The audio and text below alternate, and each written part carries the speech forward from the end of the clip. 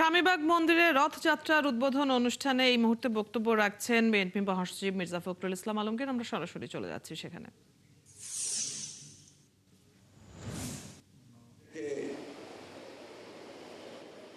আমরা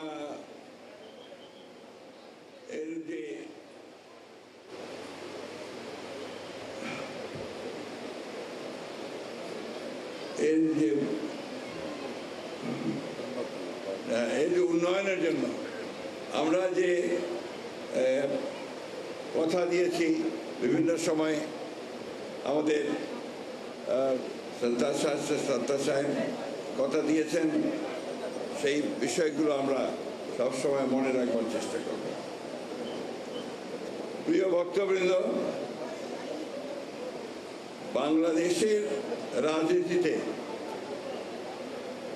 ধর্ম নিয়ে অনেক বিভাজনের সৃষ্টি করা হয়। আমরা আমাদের রাজনীতিতে এই বিভাজন বিশ্বাস করি না।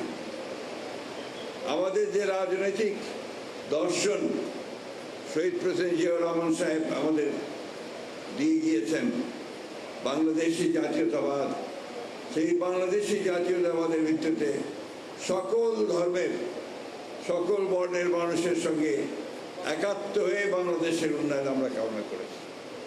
আমাদের দেশনেত্রী বেগম খালেদা জিয়া সেই একইভাবে তিনি সেই রাজনীতিকে এখানে করতে চেয়েছেন। এখন আমাদের যিনি প্রধানমন্ত্রী, আপনারা সবাই জানেন যে তিনি অতি অল্প সময়ের মধ্যে বাংলাদেশের মানুষের হৃদয় জয় করে চলেছেন। দীর্ঘকাল ফ্যাসিস্ট সরকারের অত্যাচারে নিপীড়িত হয়ে বিদেশে নির্বাসিত অবস্থায় ছিলেন। তারপরে দেশে এসে আপনাদের সহযোগিতায় বাংলাদেশের মানুষের ভালোবাসা নিয়ে তিনি একটা সত্যিকার অর্থেই একটা অবাধ নিরপেক্ষ নির্বাচনের মধ্য দিয়ে সরকার গঠন করার পরে তিনি কাজ করে চলেছেন, এবং তার কাজের প্রধান জায়গাটাই হচ্ছে সাধারণ মানুষের উন্নয়ন।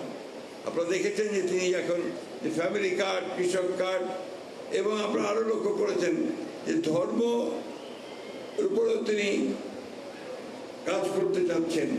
যে সমস্ত ধর্মীয় প্রতিষ্ঠানগুলো আছে, যেমন মুসলমানদের জন্য মসজিদ, তার ইমাম, মুয়াজ্জিম, মন্দিরের পুরোহিত, এবং আপনার বৌদ্ধ মন্দিরের যারা দায়িত্বে থাকেন তারা, এবং একই সঙ্গে চার্চে যারা দায়িত্ব থাকেন তাদেরকে তিনি একটা ভাতার ব্যবস্থা করেছেন, যেটা কখনোই কেউ চিন্তা করেনি।